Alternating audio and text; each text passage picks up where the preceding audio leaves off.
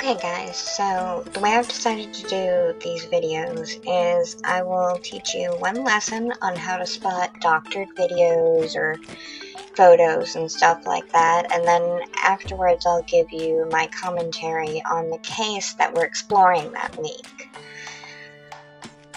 The first one is obviously Sandra Bland, and this is the first part, so I've decided to teach you guys about pixelation and pixelation quality and what you can tell from the type of pixelation, whether it's more severe or less severe.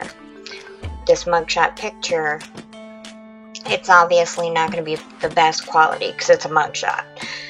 It makes it actually a little easier to tell which is real and which is fake. First off, both of them have been doctored at one point or another. The one where she looks like she's deceased is the one that's been doctored to manipulate people.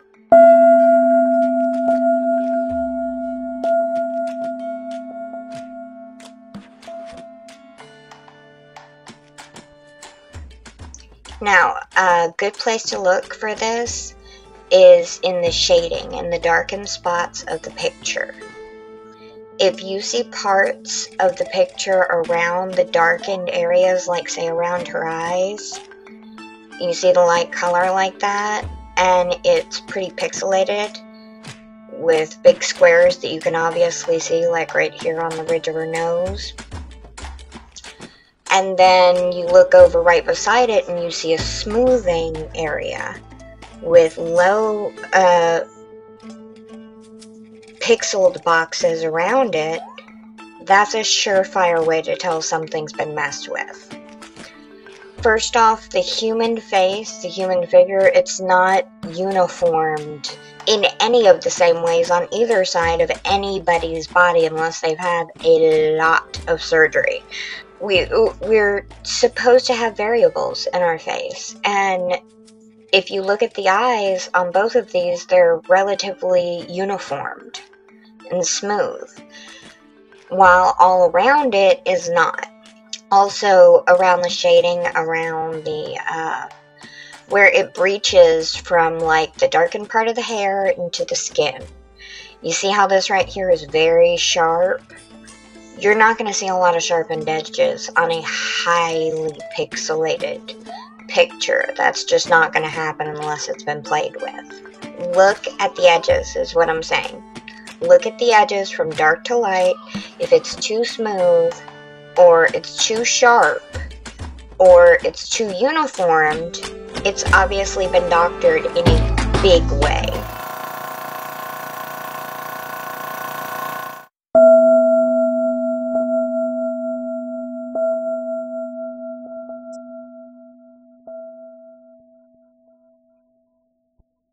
So I'm troubled by this case, not because Sandra Bland was a woman or a black woman, but because she was a human being, right down to my core, because I don't like to see human beings suffer. I don't like to divide people by those categories either. I always feel a bit awkward doing it, but sometimes those divides are important, and they're important because of the weight that our society has put on them. Sandra Bland, she got hit twice by this divide. I think in part I can relate on the sense of the woman part, and maybe even to that extent in the same context as the African American part. Dude, there's a struggle that men will never understand, especially white men.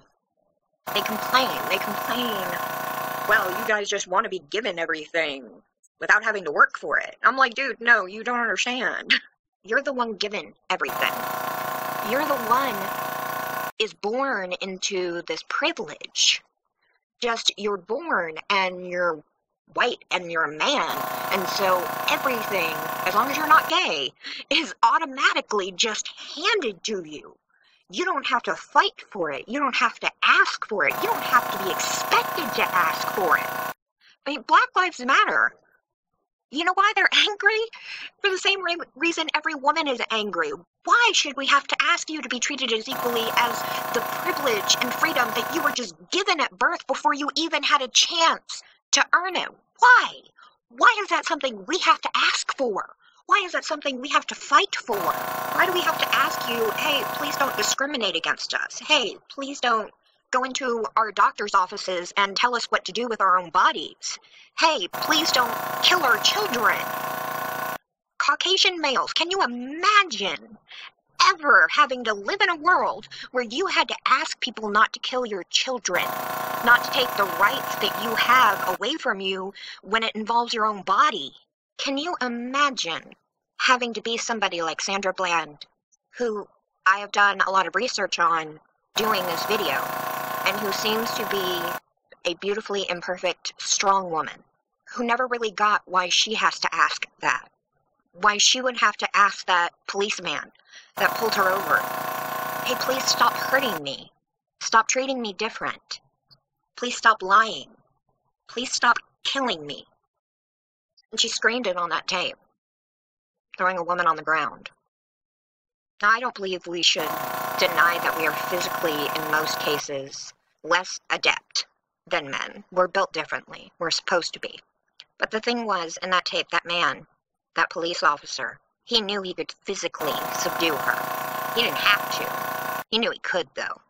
I bet you not once in his life would he have ever considered someone taking that power away from him so flippantly, taking that self-respect away from him so casually. They just don't understand why we're angry. And there's not a lot. There are some, but there's not a lot of white people, white men specifically, that will understand that. And there are so many more that won't even want to try. And you know what, in some ways, I don't really blame them for it. We don't want to know that someone could overpower us, could take our self-respect and bring it into question in such a profound physical way. They don't want to know that. And I think that's part of what shies them away from it, because when they look at us, they see what they could be in that way. Sandra, she was angry. She was angry on that tape. She was angry on that tape, and she said she was angry. But she was justified. That's the part they leave out. She was justified in that anger. That anger was righteous. And that man, that cop, he had no idea why she would be getting so angry. He had no idea why she would be getting so angry. Why are you getting so angry? Because he's never been put in that position. They don't get it. He obviously didn't get it. And the police in that precinct where Sandra Bland died, they didn't get it either. I get it. As much as I didn't get it, I get it. And you know what? I think we should stop asking.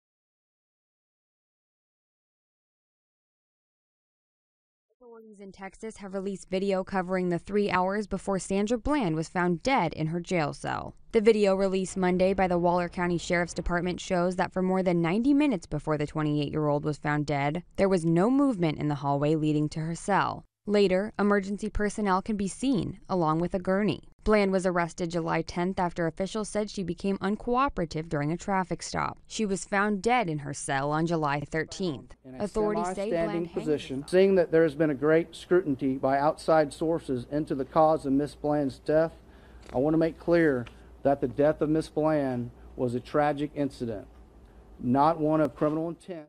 It's time, y'all. It's time. This thing that I'm holding in my hand, this telephone, this camera, it is quite powerful.